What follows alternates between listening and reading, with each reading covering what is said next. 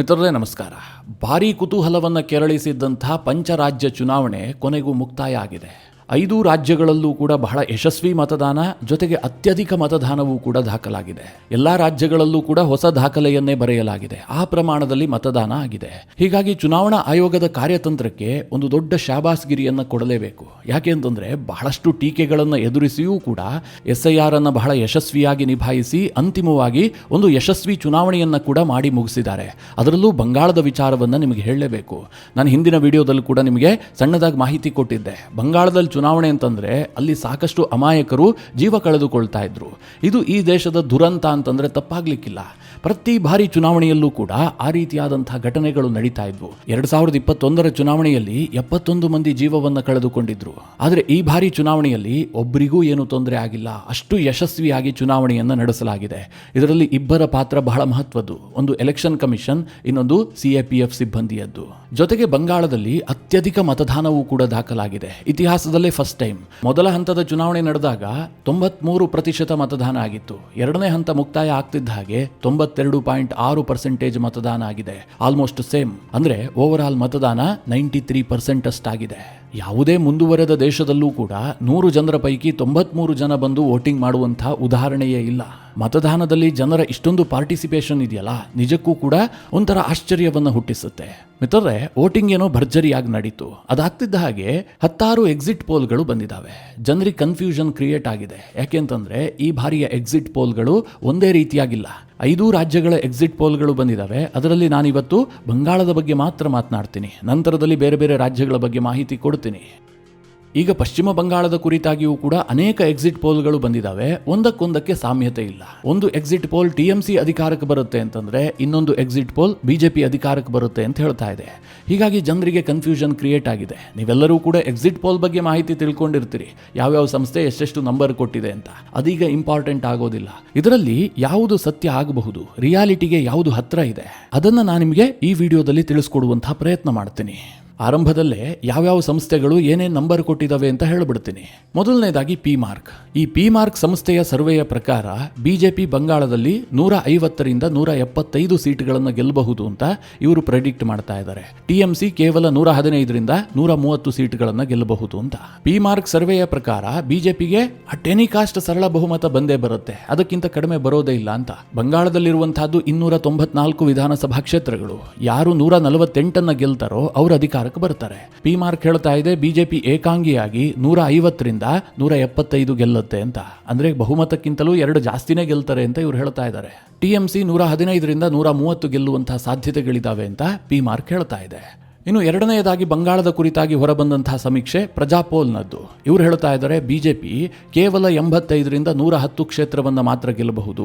ಅದೇ TMC ಇದೆಯಲ್ಲ, ಈ ಬಾರಿಯೂ ಕೂಡ 178ರಿಂದ 208 ಕ್ಷೇತ್ರವನ್ನು ಗೆಲ್ಲಬಹುದು ಅಂತ. ಪ್ರಜಾಪೋಲ್ಸ್ ಪ್ರಕಾರ TMCಗೆ ಭರ್ಜರಿ ಬಹುಮತ ಸಿಗುತ್ತೆ. BJP ಕಳೆದ ಬಾರಿ 77 ಗೆದ್ದಿತ್ತಲ್ಲ, ಅದಕ್ಕೆ ಒಂದು 10ರಿಂದ 15, ಹೆಚ್ಚು ಅಂತಂದ್ರೆ ಒಂದು 25 ಕ್ಷೇತ್ರಗಳನ್ನು ಆ್ಯಡ್ ಮಾಡ್ಕೊಳ್ಬಹುದು. ಅದಕ್ಕಿಂತ ಜಾಸ್ತಿ ಬರೋದಿಲ್ಲ ಅಂತ ಪ್ರಜಾಪೋಲ್ಸ್ ಹೇಳ್ತಾ ಇದೆ. ಅದೇ ರೀತಿಯಾಗಿ ಪೀಪಲ್ಸ್ ಪಲ್ಸ್ ಕೂಡ TMC 177ರಿಂದ 187 ಗೆಲ್ಲಬಹುದು ಅಂತ ಹೇಳ್ತಾ ಇದೆ. ಆಲ್ಮೋಸ್ಟ್ ಪ್ರಜಾಪೋಲ್ ತರನೇ ಇವರು ಕೂಡ ಸಮೀಕ್ಷೆಯನ್ನು ಕೊಡ್ತಾ ಇದ್ದಾರೆ.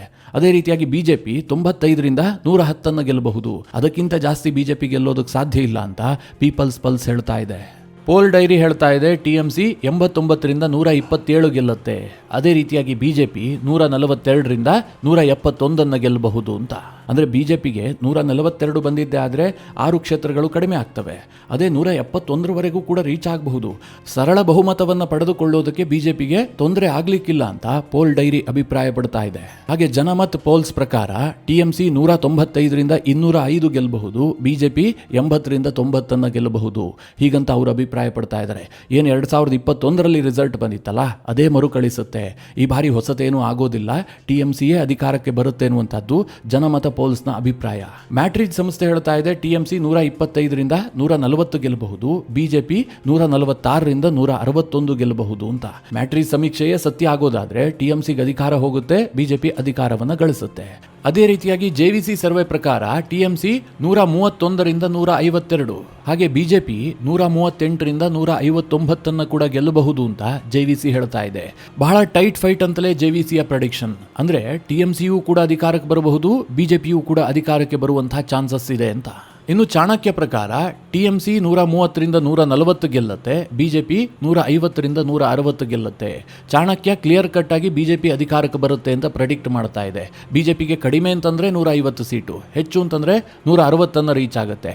ಅದೇ ರೀತಿಯಾಗಿ TMC 130ರಿಂದ 140 ಗೆಲ್ಲಬಹುದಷ್ಟೇ, ಹೀಗಂತ ಚಾಣಕ್ಯ ಹೇಳ್ತಾ ಇದೆ.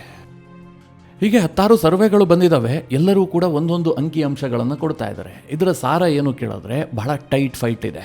ಯಾರು ಗೆಲ್ತಾರೆ ಎನ್ನುವಂಥದ್ದನ್ನು ಪಕ್ಕಾ ಹೇಳೋದಕ್ಕೆ ಸಾಧ್ಯ ಇಲ್ಲ. ಕೆಲ ಸಮೀಕ್ಷೆಗಳು TMCಗೆ ಅಧಿಕಾರ ಅಂತ ಹೇಳ್ತಾ ಇದ್ರೆ, ಕೆಲ ಸಮೀಕ್ಷೆಗಳು BJPಗೆ ಅಧಿಕಾರ ಅಂತ ಹೇಳ್ತಾ ಇದ್ದಾವೆ. ಸಾಮಾನ್ಯವಾಗಿ ಈ ರೀತಿಯಾಗಿ ಸಮೀಕ್ಷೆ ಬಂದಂತಹ ಸಂದರ್ಭದಲ್ಲಿ ಪ್ರೆಡಿಕ್ಟ್ ಮಾಡುವಂಥದ್ದು ಕಷ್ಟ. ನಾನು ಇದು ಯಾವ ಸಮೀಕ್ಷೆಗೂ ಕೂಡ ಹೆಚ್ಚಿನ ಪ್ರಾಧಾನ್ಯತೆಯನ್ನು ಕೊಡೋದೇ ಇಲ್ಲ. ಯಾಕೆ ಅಂತಂದರೆ ಈ ರೀತಿಯಾದಂತಹ ಸಮೀಕ್ಷೆಗಳನ್ನು ಚುನಾವಣೆ ಮುಗೀತಿದ್ದ ಹಾಗೆ ಕೊಡುವಂಥದ್ದು ಕಷ್ಟ.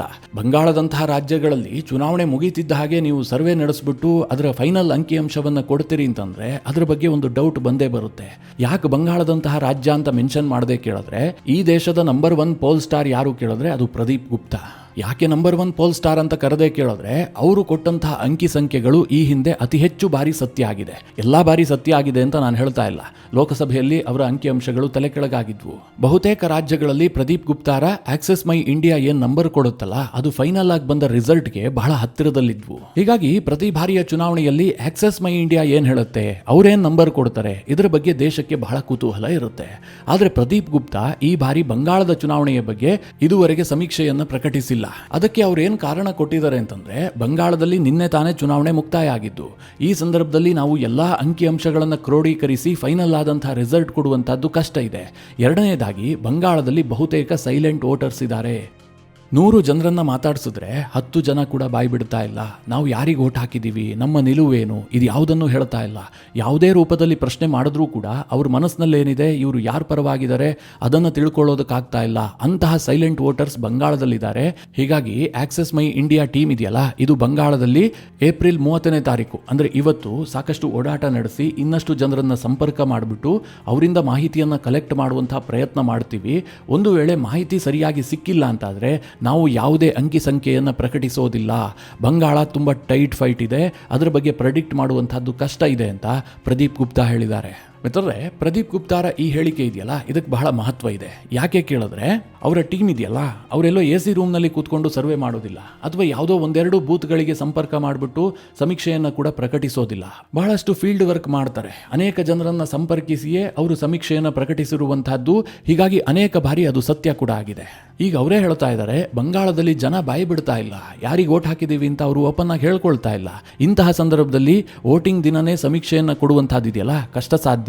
ನಾವು ಇನ್ನೊಮ್ಮೆ ಪ್ರಯತ್ನ ಮಾಡ್ತೀವಿ, ಜನ ಮಾತನಾಡಿದ್ರೆ ನಿಮಗೆ ಅಂಕಿ ಸಂಖ್ಯೆಯನ್ನ ಕೊಡ್ತೀವಿ ಅಂತ ಅವ್ರು ಹೇಳ್ತಾ ಇದ್ದಾರೆ. ಅಲ್ಲಿಗೆ ಒಂದು ಅರ್ಥ ಮಾಡ್ಕೊಳ್ಳಿ, ಈಗೇನು ಸಮೀಕ್ಷೆಗಳು ಪ್ರಕಟಗೊಂಡಿದೆಯಲ್ಲ ಬಂಗಾಳದ ಕುರಿತಾಗಿ, ಅವರೆಲ್ಲರೂ ಕೂಡ ಮಾಧ್ಯಮ ಸಂಸ್ಥೆಗಳೊಂದಿಗೆ ಈಗಾಗಲೇ ಟೈ ಅಪ್ ಆಗಿರ್ತಾರೆ. ಅಂದ್ರೆ ವೋಟಿಂಗ್ ಮುಗಿತಿದ್ದ ಹಾಗೆ ನಾವು ನಮ್ಮ ಸಮೀಕ್ಷೆಯನ್ನ ನಿಮಗೆ ಕೊಡ್ತೀವಿ ಅಂತ. ಆ ಒತ್ತಡದಲ್ಲಿ ಒಂದು ಟ್ರೆಂಡ್ ಅನ್ನ ಆಧರಿಸಿ ನಂಬರ್ಸ್ ಗಳನ್ನ ಕೊಟ್ಟಿರ್ತಾರೆ. ಆಕ್ಚುಯಲ್ ಫೀಲ್ಡ್ ಇಳಿದು ಇವ್ರು ಯಾರು ನಂಬರ್ ಕೊಟ್ಟಿದ್ದಾರೆ ಅಂತ ನನಗಂತೂ ಅನ್ನಿಸ್ತಾ ಇಲ್ಲ. ಎರಡನೇದಾಗಿ ಈ ಚಿತ್ರ ವಿಚಿತ್ರವಾದಂತಹ ನಂಬರ್ಸ್ ಗಳು ಬರ್ತಾವಲ್ಲ, ಕೆಲ ಸಮೀಕ್ಷೆಗಳು BJP ಗೆಲ್ಲುತ್ತೆ ಅಂತಂದ್ರೆ, ಕೆಲ ಸಮೀಕ್ಷೆಗಳು TMC ಗೆಲ್ಲುತ್ತೆ ಅಂತ ಹೇಳ್ತಾ ಇದಾವಲ್ಲ, ಇದನ್ನ ನೋಡಿದ್ರೆ ಬಂಗಾಳದಲ್ಲಿ ವೆರಿ ಟೈಟ್ ಫೈಟ್ ಇದೆ. ಯಾವುದೋ ಒಂದು ಕಡೆ ಅಲೆ ಇದೆ ಅಂತ ಹೇಳೋದಕ್ಕೆ ಸಾಧ್ಯ ಇಲ್ಲ. ಹೀಗಾಗಿ ಸಮೀಕ್ಷೆಗಳು ಒಂದೇ ತರವಾಗಿ ಬಂದಿರುವಂತಹ ಸಾಧ್ಯತೆಗಳು ಕಡಿಮೆ ಇದ್ದಾವೆ. ನೋಡೋಣ ಇವತ್ತು ಸಂಜೆವರೆಗೂ ಕೂಡ ಆಕ್ಸೆಸ್ ಮೈ ಇಂಡಿಯಾದ ಪ್ರದೀಪ್ ಗುಪ್ತಾ ಇವತ್ತೇನಾದ್ರೂ ಅಂಕಿ ಸಂಖ್ಯೆಯನ್ನು ಕೊಡ್ತಾರಾ, ಬಂಗಾಳದಲ್ಲಿ ಯಾರು ಗೆಲ್ಲಬಹುದು ಅಂತ ಪ್ರೆಡಿಕ್ಟ್ ಮಾಡ್ತಾರಾ, ಅದಕ್ಕೋಸ್ಕರ ಸ್ವಲ್ಪ ವೆಯ್ಟ್ ಮಾಡೋಣ.